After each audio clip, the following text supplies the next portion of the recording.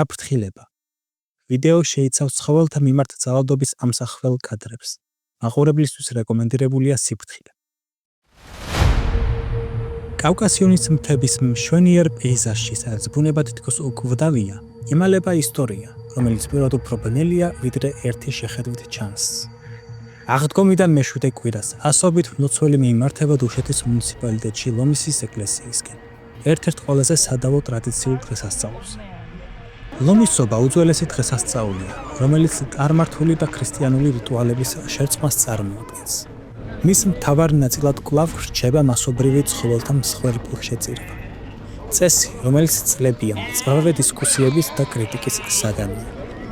ყოველ წელს ხდება ათასობით ცხოველის მსხვერპლშეწირვა რიტუალის ფარგლებში. ლეგენდის მიხედვით 7000 ქართველი ხორეზმელთა ტყვეობიდან წმინდა გიორგის ხატმა იხსნა, რომელსაც ხარი სახელად ლომაწი მიუძღოდა. იქ სადაც ლომა დაეცა დაარსდა ლომისის ეკლესია.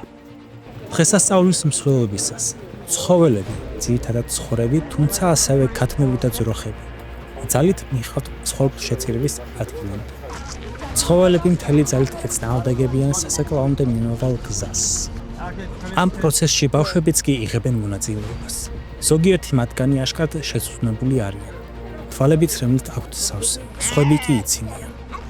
მკვლელობები, როგორც წესი, ეკლესიისგან მოშორებით, მიმდებარე ტერიტორიაზე ხდება. მლოცველები აწყობენ დროებით სასაკლაოებს, ზოგჯერ ცხოველებს ბოძზე აბამენ, ზოგჯერ კი მათ პირდაპირ თავს აჭრიან. როგორც ხედავთ, ცხვრის თამოჭრების სხეული ჯერ კიდევ მოძრაობს, როდესაც გიზრიდან სისხლის შადრევანივით იღურება. დანამთავარი იარაღია, უმეტეს შემთხვევაში მკვლელობას მამაკაცები ახორციელებენ. მოკლულ ცხოველთა თავებს, ტყავსა და შინაგან ორგანოებს კონტეინერებში ყრიან გროვებად, ან უბრალოდ მთის ფერდობზე აგდებენ. ამ მძიმე ძალადობის ფონზე მლოცველები სიხარულით აღნიშნავენ დღესასწაულს. დამოკლული ცხოველთა ხორცისგან დამზადებულ მწვადს ჭამენ. ცხოველები მგრძნობიარე არსებები არიან. მათ შეუძლიათ ტკივილისა და შიშის განცდა, მაგრამ ეს ტრადიცია თავისი სისასტიკით დღემდე გრძელდება და ყოველ წელს ხელახლა მეორდება. საზოგადოებრივი აზრის გასაგებად თბილისის ქუჩებში გამოკითხვა ჩავატარეთ. შემთხვევით შერჩეულ ადამიანებს ვაჩვენთ ლომისობის მსხვერპლშეწირვის ამსახველი მოკლე ვიდეო კადრები და ვკითხეთ, თუ რას ფიქრობენ ამ ყველაფერზე. დიახ. რა თქმა უნდა, ჩემი აზრით ყველაზე არა ადამიანური რაღაც არის, რაც კი შეიძლება პიროვნებამ გააკეთოს. მე არ მოვწესრიგა და ძალადობა ცხოველებზე. რა თქმა უნდა, გმობს. ეგ მიუღებელია, ყოვლად მიუღებელია. ძალადობა არას მაგრო გავიგო, იმ ადამიანს სახში არ შემოუშვი. რავი, ჩემთვის ძალიან მიუღებელია. ნუ რა თქმა უნდა, არ ვამხრობეთ. სასწიგით წინააღმდეგი ვარ. ჩემთვის მიუღებელია და ხანდახან ცხოველები უფრო მეცოდებიან ვიდრე ადამიანები. ეს ლომისობა? ხა. რა არის ეგ იბებო? მსხვერპლშეწირვა, ეგრეთ წოდებულ ტაძრებში, ხო? აი აღარ ხურებინო.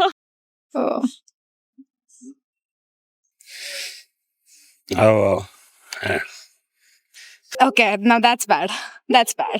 It's good to believe in God, but then you don't have to sacrifice any species, not humans, no dogs, no animals to, give it to God, because God is not asking for any animals to be died, or that's bad. როგორ შეიძლება ასეთ შემთხვევაში არ შეიძლება?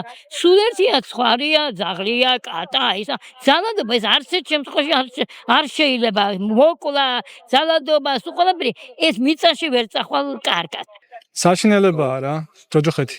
არის ეს ყველაფერი არაფერს შუაში არ არის ჩემი აზრით რელიგიასთან და არის შემორჩენილი ძველი ადათები, რომელიც აუცილებლად უნდა მოვშალოთ რაღაცნაირად, იმიტომ რომ ძალიან სისასტიკე არის და არაფერ ტრადიციაში არ ჯდება ჩემი აზრით. მე ვფიქრობ, რომ რაღაც ხრი ტრადიციების გადასახედია და ეს ძალადობა შეიცავს 100%-ით და ბავშვებმაც რომ ნახოს ეს არ მგონია კარგად აისახოთ მას ცხოვრებაზე. მე ძალიან მეწოდებიან ესენი რომ დაკლავენ ხოლმე. ქათამის კი მეწოდება დასაკლავად. რავი, ძალიან სუდია რა. ეს რაღაცები რო ხდება და ჩემი აზრით არის საშინელება. როგორც რელიგიური პიროვნება, თავად მე, სრულიად წინააღმდეგი ვარ, ყოფილვარ ლომისობაზე მანდ და ეგეთი საშინელება არასდროს არ მინახავს და მაგის მერე აღარც მესვარ, იმიტომ რომ არ შემიძლია ეგეთი რაღაცის ყურება ზოგადად და ესეთ ცხოველების მიმართ ესეთი არ ვიცი, აგრესიის და ამდენი ტკივილის მეყენებას, ანუ ვიცი რაც არის და ძალიან სამწუხაროა.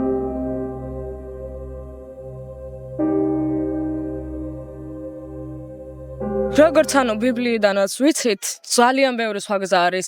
ელემენტარული თუ ესე პირდაპირ არ შეგიძლია რაღაც შეწირო, შენი რწმენა და შენი სიყვარული ღმერთს მიერ სრულიად საკმარისია და მაგის გარდა უბრალოდ ხილის ბოსტნეულის მიტანა, ელემენტარული ერთი სანთლის დანთებაც კი აი სრულიად საკმარისია. ჩემი აზრით და აი არანაირად საჭიროება არ არის ამ ყველაფრის გაკეთება. Yes, of course, they can donate money to the orphanage. There are many kids out there. They can give them money or they can give homeless people money. They can give them food. That's better than killing and slaughtering like animals which cannot even speak. ვფიქრობ, რომ ცხოველების უფლებები ირღვევა და არავინ იცავს მით უმეტეს საქართველოში. რამდენიმე კითხვას დაგისვამთ. ჩვენი ისტორიის ის მონაკვეთი, როდესაც ადამიანების მსხვერპლ შეწირვა ჩვეულებრივი ამბავი იყო, თანამედროვე კაცისთვის წარმოუდგენელია. რას ითქვის მომავალი თაობა ჩვენზე, იმის გამო, რასაც ცხოველებს უშვებთ. როგორ უნდა ვასწავლოთ ბავშვებს სიკეთე და თანაგრძნობა და ამავდროულად უთხრათ, რომ ცხოველების მოკლა მისაღებია. კვლევების მიხედვით, როდესაც ბავშვები ძალადობის შემსწრეები არიან, დასრულობაში ისინი ანტისოციალურები ხდებიან და ზოგჯერ სხვებზეც ძალადობენ. ძალადობის ყურება ძალიან ტრავმატულია და შესაძლებელია ბავშვებში ტანჯვის მიმართ დესენსიბილიზაცია გამოიწვიოს. რელიგია გვასწავლის სიკეთეს, პატიებას და თანაგრძნობას. დაუცველების და უდანაშაულების მიმართ ძალადობა არ ეწინააღმდეგება ამას? თუ ღმერთმა შექმნა ცხოველები და ადამიანები, რომლებსაც ტკივილის გრძნობა გააჩნიათ, რატომ უნდა ვადგინოთ მათ? არ ჯობია რომ პირიქით მოვიქცეთ?